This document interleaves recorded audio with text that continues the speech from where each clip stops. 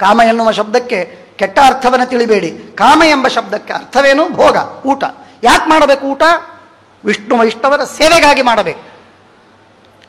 ಹಾಗಾದರೆ ಊಟವನ್ನು ಮಾಡುವುದು, ಭೋಗವನ್ನು ಮಾಡುವುದು ಕಾಮ. ಆ ಕಾಮವನ್ನು ಭಾಗವತದಲ್ಲಿ ಹೇಳಬೇಕಾಗಿತ್ತು. ಯಾಕೆ ಹೇಳಬೇಕಾಗಿತ್ತು? ಅದನ್ನು ಮಾಡೋದೇನು? ಭೋಗವನ್ನು ಮಾಡುವುದರಿಂದ ದೇಹದ ಬಲ, ಅದರಿಂದ ಆಗತಕ್ಕಂಥದ್ದು ವಿಷ್ಣು ವೈಷ್ಣವರ ಸೇವೆ, ಅದರಿಂದ ಅವರ ಉಪದೇಶ, ಅದರಿಂದ ಜ್ಞಾನ, ಆಮೇಲೆ ಮೋಕ್ಷ. ಅಯ್ಯ, ಕಾಮವನ್ನು ಹೇಳಿ ಇಷ್ಟು ನಿಧಾನವಾಗಿ ಕೊನೆಗೆ ಎಲ್ಲೋ ದೇವರು ಹೃದಯದಲ್ಲಿ ಬಂದು ನೆಲೆಸೋದಕ್ಕಿಂತಲೂ ನೇರವಾಗಿ ಭಗವಂತನ ಮಹಿಮೆಗಳನ್ನು ಹೇಳ್ತಾ ಇರುವಂತಹ ಭಾಗವತವನ್ನು ಕೇಳಿಬಿಟ್ಟು ನಿನಗೆ ಸ್ಥಿರವಾಗಿ ಭಗವಂತ ಹೃದಯದಲ್ಲಿ ಇರ್ತಾನೆ ನಿನಗೆ. ಆದ್ದರಿಂದ ಭಗವಂತನನ್ನೇ ಹೇಳ್ತೇವೆ, ಕಾಮದ ವಿಷಯದಲ್ಲಿ ನಾವು ಮಾತಾಡುವುದಿಲ್ಲ ಹೆಚ್ಚು ಅಂತಾರೆ. ಧರ್ಮದ ವಿಷಯದಲ್ಲಿ ಧರ್ಮವೂ ಅಷ್ಟೇ. ಧರ್ಮದಿಂದ ಆಗಬೇಕಾದದ್ದೇನು? ತತ್ವಜಿಜ್ಞಾಸೆ. ಆ ತತ್ವಜಿಜ್ಞಾಸೆಯಿಂದ ಜ್ಞಾನ. ಹಾಗಾದರೆ ಆ ಧರ್ಮವನ್ನು ಹೇಳದೇನೆ, ಸಕಾಮವಾದ ಧರ್ಮವನ್ನು ಹೇಳದೆ ನಿಷ್ಕಾಮವಾದ ಧರ್ಮವನ್ನು ಸ್ವಲ್ಪವಾಗಿ ಹೇಳಿ ಪ್ರಧಾನವಾಗಿ ಭಗವಂತನ ಮಹಿಮೆಯನ್ನು ಪ್ರತಿಪಾದಿಸಿದ್ದೇವೆ. ಆದ್ದರಿಂದಾಗಿ ಈ ಎಲ್ಲ ಕಾರಣವನ್ನು ವಿಚಾರ ಮಾಡಲಾಗಿ ಧರ್ಮ ಅರ್ಥ ಕಾಮಗಳನ್ನು ಹೇಳುವುದರಲ್ಲಿ ಅರ್ಥವಿಲ್ಲ ಎಂದು ತಿಳಿದು ನಿರ್ಧಾರ ಮಾಡಿಕೊಂಡು ಭಗವಂತನ ಮಹಿಮೆಯನ್ನು ಇಷ್ಟು ಸುಂದರವಾಗಿ ಪ್ರತಿಪಾದನೆ ಮಾಡಿದ್ದೇವಲ್ಲ ಇಲ್ಲಿ ನಾವು. ಭಾಗವತವನ್ನು ಓದಿದ ಮಾತ್ರಕ್ಕೆ ಸಾಕು. ಶುಶ್ರೂಷುಗಳಾಗಿ ಓದಿದರೆ, ಮನಸ್ಸು ಕೊಡದೆ ಓದಿದ್ರಲ್ಲ, ನಿದ್ರೆ ಮಾಡ್ತಾ ಕೇಳಿದ್ರಲ್ಲ, ಶುಶ್ರೂಷುಗಳಾಗಿ ಓದಿದರೆ, ಶುಶ್ರೂಷುಭಿ ಅಭ್ಯಸ್ಯಮಾನೇ ಶ್ರೀಮದ್ಭಾಗವತೆ ಸದ್ಯ ಹೃದಯ ಅವರುದ್ಧತೆ. ಶೀಘ್ರದಲ್ಲಿ ಭಗವಂತ ಮನಸ್ಸಿನಲ್ಲಿ ಸ್ಥಿರವಾಗಿ ನೆಲೆಗೊಳ್ತಾನೆ.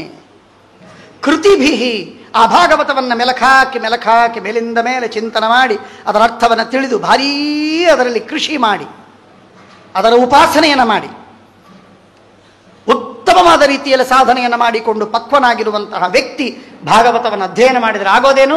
ತಕ್ಷಣ ಹೃದಯವರುದ್ಧತೆ. ಈಶ್ವರ ಕ್ಷಣದಲ್ಲಿ ಪರಮಾತ್ಮ ಹೃದಯದಲ್ಲಿ ನೆಲೆಗೊಳ್ತಾನೆ.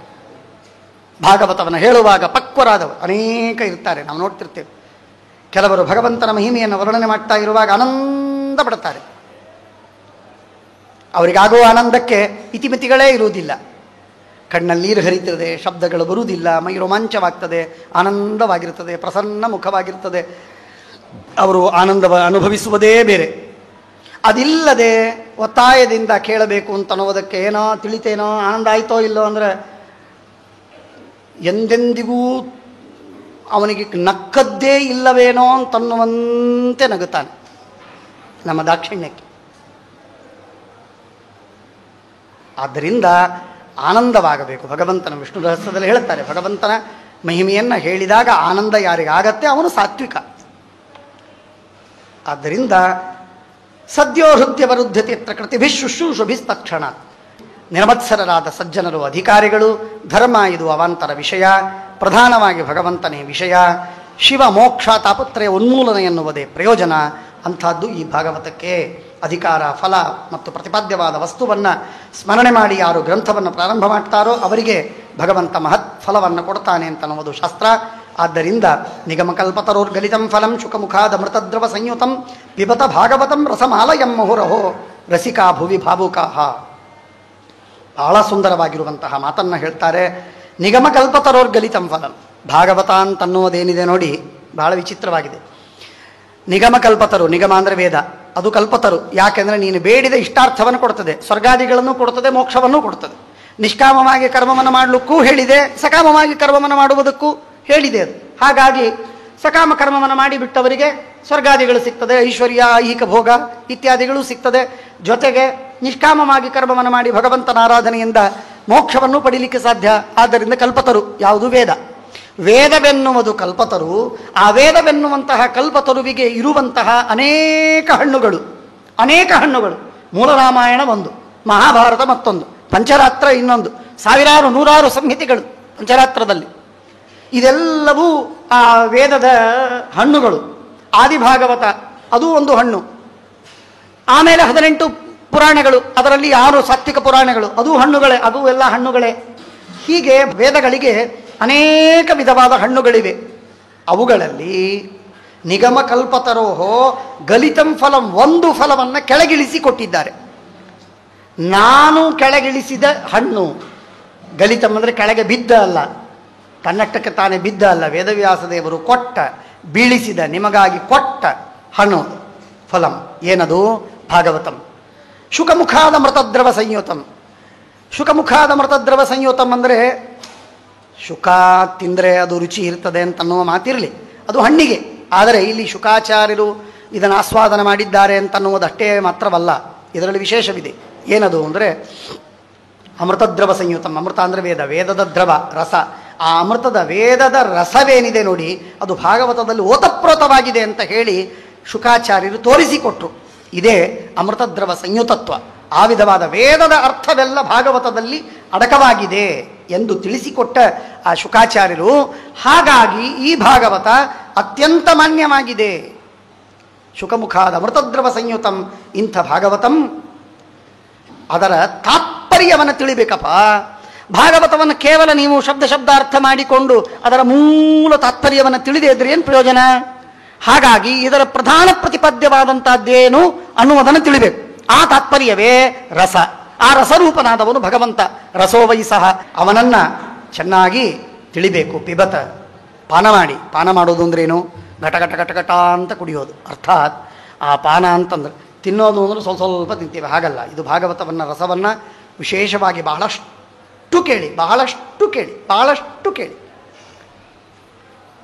ಅದರಿಂದ ಬಹಳ ಪರಿಣಾಮವಾಗ್ತದೆ, ಬಹಳ ಲಾಭವಾಗ್ತದೆ. ಪಿಬತ ಭಾಗವತಂ ರಸಂ ಆಲಯಂ. ಲಯ ಅಂದರೆ ಮೋಕ್ಷ.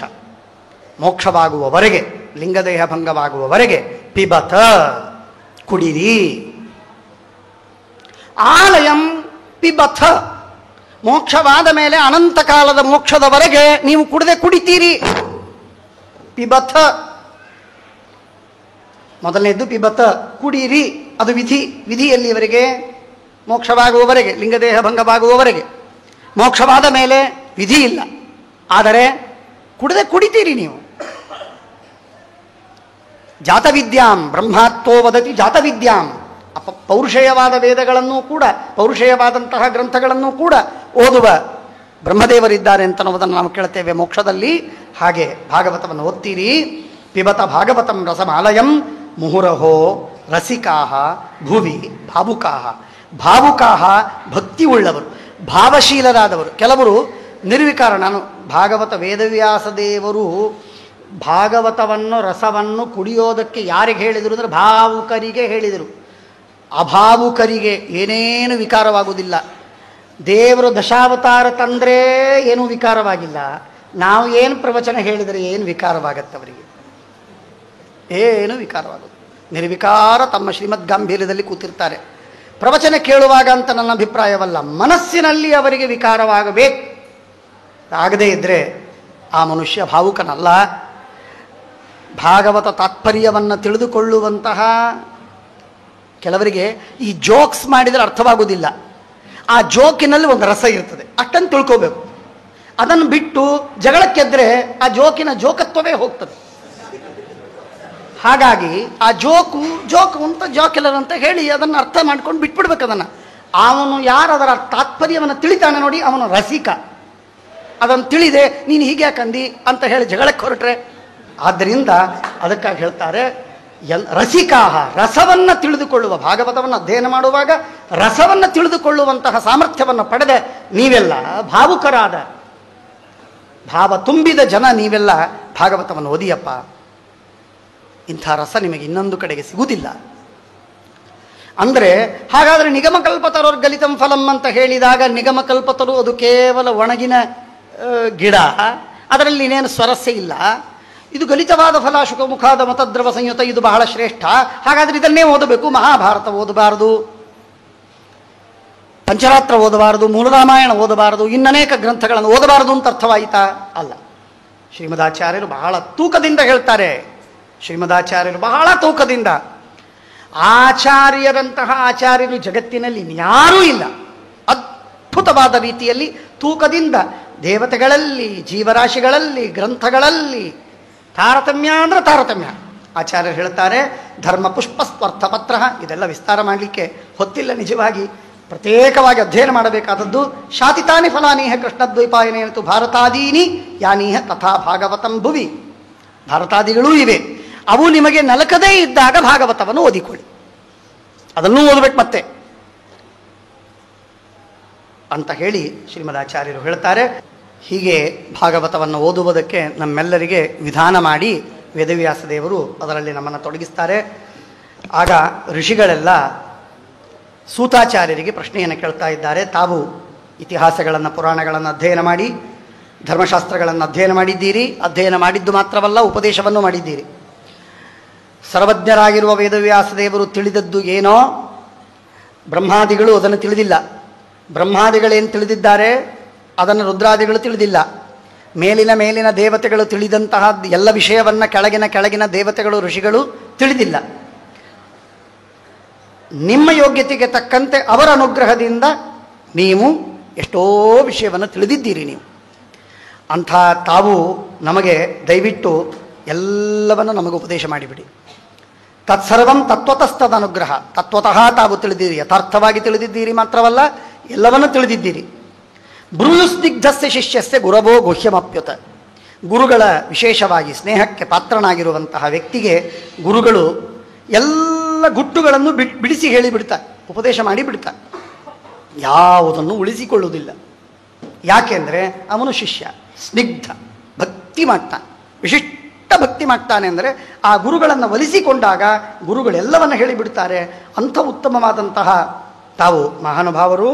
ಆದ್ದರಿಂದ ತತ್ರ ಅಂಜಸ ಆಯುಷ್ಮನ್ ಭವತಾ ಯದ್ವಿನಿಶ್ಚಿತಂ ಪುಂಸಾಂ ಏಕಾಂತತ ಶ್ರೇಯ ತನ್ನ ಶಂಸಿತುಮರ್ಹತಿ. ನೋಡಿ, ಆಯುಷ್ಮನ್ ನಿಮ್ಮ ಆಯುಷ್ಯವನ್ನು ಅತ್ಯಂತ ಸಾರ್ಥಕಪಡಿಸಿಕೊಂಡ, ಕ್ಷಣ ಕ್ಷಣವೂ ಕೂಡ ಭಗವಂತನ ಆರಾಧನೆಯನ್ನು ಮಾಡುವಲ್ಲಿ ಸಾರ್ಥಕಪಡಿಸಿಕೊಂಡಂತಹ ತಾವು ತತ್ರ ಆಯಾ ಶಾಸ್ತ್ರಗಳಲ್ಲಿ ಏನೇನು ಉಪಕ್ರಮಾದಿಗಳಿಂದ ನಿರ್ಣಯವನ್ನು ಮಾಡಿದಾಗ, ಶಾಸ್ತ್ರವನ್ನು ಓದಿ ನಿರ್ಣಯ ಮಾಡುವಾಗ ಯಾವ ತತ್ವ ನಿಮಗೆ ನಿರ್ಣಯವಾಗಿದೆಯೋ ಆ ತತ್ವವನ್ನು ನಮಗೆ ತಿಳಿಸಿ. ಆ ತತ್ವ ಏನು ನಮಗೆ ಬೇಕಾದದ್ದು? ಜೀವರಾಶಿಗಳಿಗೆ ಯಾವುದು ನಿಯಮೇನ ಉತ್ತಮವಾದಂತಹ ಸಿದ್ಧಿಗೆ ಕಾರಣವಾದದ್ದು, ಮೋಕ್ಷಕ್ಕೆ ಸಾಧನವಾದದ್ದು, ಅಂಥ ವಿಷಯವನ್ನು ನಮಗೆ ತಿಳಿಸಿ. ಬೇಕಾದಷ್ಟು ಮಾತುಗಳಿವೆ, ನಮಗದನ್ನು ನಿಮಗೆ ತಿಳಿಸಿ. ಮೋಕ್ಷ ಸಾಧನ ಯಾವುದು ಅನ್ನುವ ಪ್ರಶ್ನೆ ಮೊದಲನೇದು. ಶ್ರೇಯಸ್ಸಾಧನ ಯಾವುದು ಎನ್ನುವುದೇ ಮೊದಲನೇ ಪ್ರಶ್ನೆ. ಶೌನಕಾದಿಗಳು ಸೂತಾಚಾರ್ಯರಿಗೆ ಮಾಡಿದ 6 ಪ್ರಶ್ನೆಗಳಿವೆ. ಅದರಲ್ಲಿ ಮೊದಲನೇ ಪ್ರಶ್ನೆ ಏನು? ಮೋಕ್ಷ ಸಾಧನ ಯಾವುದು? ಯಾವ ಸಾಧನವನ್ನು ಮಾಡಿದರೆ ಮೋಕ್ಷ ನಮಗೆ ಸಿಕ್ಕೇ ಸಿಗತ್ತೆ, ಅಂಥ ಸಾಧನಗಳು ಯಾವುವು ಅನ್ನುವುದನ್ನು ನಮಗೆ ತಿಳಿಸಿ. ಯಾಕೆಂದರೆ ನೋಡಿ, ನಾವಾಗಿ ಶಾಸ್ತ್ರವನ್ನು ತಿಳಿಬೇಕು ಅಂತಂದರೆ, ಓದಿ ನಾವು ಅರ್ಥವನ್ನು ಮಾಡಿಕೊಳ್ಳಬೇಕು ಅಂತಂದರೆ ಸಾಧ್ಯವಿಲ್ಲ. ಅದಕ್ಕೆ ಮೊದಲನೇ ಕಾರಣ ಅಲ್ಪಾಯುಷಃ. ನಾವೆಲ್ಲ ಆಯುಷ್ಯವೇ ಅಲ್ಪ, ಕೇವಲ 100 ವರ್ಷ. ಅಬ್ಬಬ್ಬಾ ಅಂದರೆ 100 ವರ್ಷ ಅಷ್ಟೇ ಆಯುಷ್ಯ ನಮಗಿದೆ. ಅಲ್ಪಾಯುಷಃ ಮರ್ತ್ಯಾಹ ಸತ್ತೋಗ್ತಾರೆ. ಕಲಾವಸ್ಮಿನ್ ಯುಗೇ ಜನಾಃ. ಕಲಿಯುಗ ಕೆಟ್ಟ ಕರಾಲ ಕಾಲ, ಕೇವಲ ಅಧರ್ಮ ಭೂಯಿಷ್ಠವಾದದ್ದು. ಮಂದಾಹ ಸುಮಂದಮತಯಃ. ಮಂದಾಹ ಆಲಸ್ಯ, ಬಹಳ ಆಲಸ್ಯ, ಚಟುವಟಿಕೆ ಇಲ್ಲ, ಉತ್ಸಾಹ ಇಲ್ಲ, ತತ್ರಾಪಿ ಸಾಧನೆ ಮಾಡುವುದಕ್ಕೆ ಉತ್ಸಾಹ ಇಲ್ಲ. ಹಾಗಾಗಿ ಮಂದಾಹ ಅಲಸಾಹ. ಸುಮಂದಮತಯ ಮಂದಬುದ್ಧಿ. ಸೂಕ್ಷ್ಮವಾದ ತತ್ವವನ್ನು ತಿಳಿದುಕೊಳ್ಳುವಂತಹ ಘನವಾದ ತತ್ವವನ್ನು ತಿಳಿಬೇಕಾದರೆ ಬಹಳ ಬುದ್ಧಿ ಬೇಕು. ಯಾವ ಕ್ಷೇತ್ರಗಳಲ್ಲೂ ಇಷ್ಟು ಬುದ್ಧಿ ಬೇಕಾಗಲಿಕ್ಕಿಲ್ಲ. ಅಷ್ಟು ಬುದ್ಧಿ ಅತ್ಯಧಿಕವಾಗಿ ಬೇಕಾದದ್ದು ಭಗವಂತನ ತತ್ವವನ್ನು ತಿಳಿದುಕೊಳ್ಳುವುದಕ್ಕೆ ಬೇಕು. ಅದಿಲ್ಲ. ಮಂದ ಭಾಗ್ಯ, ಪುಣ್ಯ ಇಲ್ಲ. ಇಲ್ಲೆಲ್ಲದರ ಮೇಲೆ ಉಪದ್ರುತ ರೋಗ ಇದೆ. ಹೀಗಾಗಿ ಶಾಸ್ತ್ರವನ್ನು ಅಂದರೆ ವೇದಾದಿ ಸಚ್ಛಾಸ್ತ್ರಗಳು ಒಂದು ಕಡೆಗೆ, ಜೈನ ಬೌದ್ಧ ಸಾಂಖ್ಯ ಯೋಗ ನೈಯಾಯಿಕ ಮೀಮಾಂಸಕ ಇತ್ಯಾದಿ ಶಾಸ್ತ್ರಗಳು ಮತ್ತೊಂದು ಕಡೆಗೆ. ಇವುಗಳನ್ನೆಲ್ಲ ನೋಡಿ ಕೂಲಂಕಷವಾಗಿ ಆಲೋಚನೆ ಮಾಡಿ ಇದು ಉತ್ತಮ ಅಂತ ತಿಳಿದುಕೊಳ್ಳುವುದಕ್ಕೆ ಯಾರಿಗೆ ತಾನೇ ಸಾಮರ್ಥ್ಯವಿದೆ? ಭೂರಿಣಿ ಭೂರಿ ಕರ್ಮಾಣಿ. ಏನು ಶೈವಶಾಸ್ತ್ರಗಳು, ಎಂತೆಂಥ ಆಗಮಗಳು, ಎಂತೆಂಥ ವಿಸ್ತಾರವಾದ ಗ್ರಂಥಗಳು. ಭೂರಿ ಕರ್ಮಾಣಿ, ಸಾವಿರಾರು ಕರ್ಮಗಳನ್ನು ಹೇಳತಕ್ಕಂತಹ ಗ್ರಂಥಗಳಿವೆ. ಆ ಗ್ರಂಥಗಳು ಕೋಟಿ ಗ್ರಂಥಗಳು. ಇಷ್ಟೆಲ್ಲ ಗ್ರಂಥಗಳನ್ನು ಓದಿ ಯಾರೇ ತಾನೇ ತಿಳಿದುಕೊಳ್ಳಿಕ್ಕಾಗತ್ತೆ? ವಿಭಾಗಶಃ ಶೈವರು ಒಂದು, ಶಾಕ್ತರು ಒಂದು, ಗಾಣಪತರು ಒಂದು, ಸಾರಸ್ವತರು ಒಂದು, ಬೇರೆ ಬೇರೆ ರೀತಿಯಿಂದ ಹೇಳತಕ್ಕಂತಹ ಜೈನ ಬೌದ್ಧಾದಿಗಳು ಮತ್ತೊಂದು. ಹೀಗೆ ವಾದಿಗಳ ವಿಭಾಗದಿಂದ ನಾನಾ ವಿಧವಾಗಿ ಹೇಳತಕ್ಕಂತಹ ಅವರೆಲ್ಲರ ವಾದವನ್ನು ತಿಳಿದುಕೊಂಡು ಓದಿ ನಿರ್ಣಯ ಮಾಡಿಕೊಳ್ಳಿಕ್ಕಾಗುವುದಿಲ್ಲ. ಆದ್ದರಿಂದ ನಮಗೆ ಇನ್ನೇನು ಬೇಡ. ಅತಃ ಸಾಧೋತ್ರ ಯತ್ ಸಾರಂ, ಸಾರಭೂತವಾದದ್ದು. ಅಂಥ ಧರ್ಮವನ್ನು ನಮಗೆ, ತತ್ವವನ್ನು ನಮಗೆ ತಿಳಿಸಿ. ಸಮುದ್ರತ್ಯ ಮನೀಷಯ ಭ್ರೂಯಿ ಭದ್ರಾಯ ಭೂತಾನಾಂ ಏನಾತ್ಮಾಶು ಪ್ರಸೀದತಿ. ಪರಮಾತ್ಮ ಪ್ರಸನ್ನನಾಗಬೇಕು. ನಾವು ಮಾಡಿದ ಆ ಸಾಧನೆಯಿಂದ ಭಗವಂತ ಪ್ರಸನ್ನನಾಗಬೇಕು, ನಮಗೆ ಮೋಕ್ಷವನ್ನು ಕೊಡಬೇಕು. ಅಂಥ ಉತ್ತಮವಾದಂತಹ ಸಾಧನವನ್ನು ನಮಗೆ ಬೋಧನೆ ಮಾಡಿ. ಇನ್ನೊಂದು, ಭಗವಾನ್ ಶ್ರೀಕೃಷ್ಣ ಪರಮಾತ್ಮ ಅವತಾರವನ್ನು ಮಾಡಿದ. ಆ ಕೃಷ್ಣಾವತಾರ ಮೊನ್ನೆ ಆಗಿದೆ, ಭಾಳ ನಮಗೆ ಅದರ ಮೇಲೆ ಪ್ರೀತಿ ಇದೆ. ಆ ಕೃಷ್ಣಾವತಾರದ ಮಹಿಮೆಯನ್ನು ಕೂಡ ನಮಗೆ ತಾವು ತಿಳಿಸಬೇಕು. ದೇವಕ್ಯಾಂ ವಸುದೇವಸ್ಯ ಜಾತೋ ಯಸ್ಯ ಚಿಕೀರ್ಷಯ, ಅದನ್ನು ತಾವು ಹೇಳಬೇಕು ಅನ್ನುವುದಾಗಿ ಎರಡನೇ ಪ್ರಶ್ನೆ. ಮೂರನೇದಾಗಿ, ಯಾವ ಭಗವಂತನ ಅವತಾರಗಳು ಜೀವರಾಶಿಗಳ ಕ್ಷೇಮ ಮತ್ತು ವೈಭವಕ್ಕಾಗಿ ಕಾರಣವೋ, ಯಾವ ಭಗವಂತನ ನಾಮೋಚ್ಚಾರಣೆಯನ್ನು ವಿವಶವಾಗಿ ಮಾಡಿದರೆ, ಮೈಮರ್ತು ಮಾಡಿದರೆ, ಆಗ ಆ ಮನುಷ್ಯ ಮೋಕ್ಷವನ್ನೇ ಹೊಂದುತ್ತಾನೆ. ಇದು ಎರಡು. ಈ ವಿಷಯದಲ್ಲಿ ಸ್ವಲ್ಪ ಸೂಕ್ಷ್ಮವಾದ ಪ್ರಮೇಯವೇ ಮುಂದೆ ಬರ್ತದೆ, ಆಗ ಹೇಳಬೇಕು. ಆದರೂ ಇಲ್ಲಿ ಸದ್ಯದಲ್ಲಿ ಹೇಳಿ ಮುಗಿಸ್ತೇನೆ. ಭಗವಂತನ ನಾಮಸ್ಮರಣೆಯೂ ಕೂಡ ಮೋಕ್ಷ ಸಾಧನ ಹೌದು. ಹಾಗಾದರೆ ಶಾಸ್ತ್ರಗಳನ್ನೆಲ್ಲ ಓದೋದು ಬೇಡವಾ? ಅಧಿಕಾರವಿಲ್ಲದವರಿಗೆ ಕೇವಲ ನಾಮಸ್ಮರಣೆಯೂ ಮೋಕ್ಷಕ್ಕೆ ಸಾಧನ. ಯಾವ ಅಂತ್ಯಜ ಅಪಿ ಯೇ ಭಕ್ತಾ ನಾಮಜ್ಞಾನಾಧಿಕಾರಿಣ ಅಂತ ಹೇಳಿದಂತೆ, ಯಾರಿಗೆ ಅಧಿಕಾರವಿಲ್ಲ ಅವರಿಗೆ ಕೇವಲ ನಾಮಸ್ಮರಣೆಯಿಂದಲೂ ಭಗವಂತ ಮೋಕ್ಷವನ್ನು ಕೊಡ್ತಾನೆ. ಆದ್ದರಿಂದ ಅಂಥ ಅಧಿಕಾರಿಗಳಿಗೆ ಅದರಿಂದ ಆ ನಾಮಸ್ಮರಣೆಯೂ ಕೂಡ ಹೇಗಾಗಬೇಕು ಅಂತ ಕೇಳಿದರೆ ಅದಕ್ಕೆ ಹೇಳ್ತಾರೆ, ವಿಷ್ಣು ವೈಷ್ಣವರ ಸೇವೆಯನ್ನು ಮೊದಲು ದೇಹದಿಂದ ಮಾಡತಕ್ಕದ್ದು. ಅದಾದ ಮೇಲೆ ನಾಮೋಚ್ಚಾರಣೆಯಂತಹ ಸೇವೆ, ವಾಚಿಕವಾದ ಸೇವೆಯನ್ನು ಅಖಂಡವಾಗಿ ಮಾಡಬೇಕು. ಅದಾದ ಮೇಲೆ ಮನಸ್ಸಿನಿಂದ ಭಗವಂತನ ಆರಾಧನೆ ಮಾಡಬೇಕಾದದ್ದುಂಟು. ಕೊನೆಗೆ ವಿವಶವಾಗಿ ಮೈ ಮರೆತು ಭಗವಂತನಲ್ಲೇ ಚಿತ್ತವನ್ನಿಟ್ಟು ಭಗವಂತನ ಮಹಿಮೆಯನ್ನು ಅನುಸಂಧಾನ ಮಾಡ್ತಾ ನಾಮಸ್ಮರಣೆ ಮಾಡಿದರೆ ಆಗ ಆ ನಾಮಸ್ಮರಣೆ ಮೋಕ್ಷಕ್ಕೆ ಸಾಧನವಾಗ್ತದೆ. ಸತ್ಯಾತ್ಮ ತೀರ್ಥರು, ಸತ್ಯಪ್ರಮೋದ ತೀರ್ಥರು, ಶ್ರೀಮದಾನಂದ ತೀರ್ಥರವರೆಗೆ ಎಲ್ಲರೂ ಪೂಜೆ ಮಾಡಿದ ಮೂಲರಾಮ ಸೀತಾದೇವಿಯ ವಿಗ್ರಹವನ್ನು ಮನಸ್ಸಿನಲ್ಲಿ ತಂದು, ಅನಂತ ಗುಣಪೂರ್ಣ ದೋಷದೂರ ಕರುಣಾನಿಧಿ ಸ್ವತಂತ್ರ ಸರ್ವಸ್ವಾಮಿ ಜಗಜ್ಜನ್ಮಾದಿ ಕಾರಣ, ನಮಗೆ ತಾರಕನಾದ ವೇದ ಪ್ರತಿಪಾದ್ಯ ಭಾಗವತ ಪ್ರತಿಪಾದ್ಯನಾದ ಭಗವಂತ ಎಂಬುದಾಗಿ ಚಿಂತನವನ್ನು ಮಾಡ್ತಾ ಸೀತಾರಾಮ ನಾಮಸ್ಮರಣೆಯನ್ನು ಎಲ್ಲ ಭಕ್ತರು ಅವಶ್ಯವಾಗಿ ನಾಮಸ್ಮರಣೆಯನ್ನು ಮಾಡಬೇಕು ಅಂತ. सीताराम सीताराम सीताराम सीताराम सीताराम सीताराम सीताराम सीताराम सीताराम सीताराम सीताराम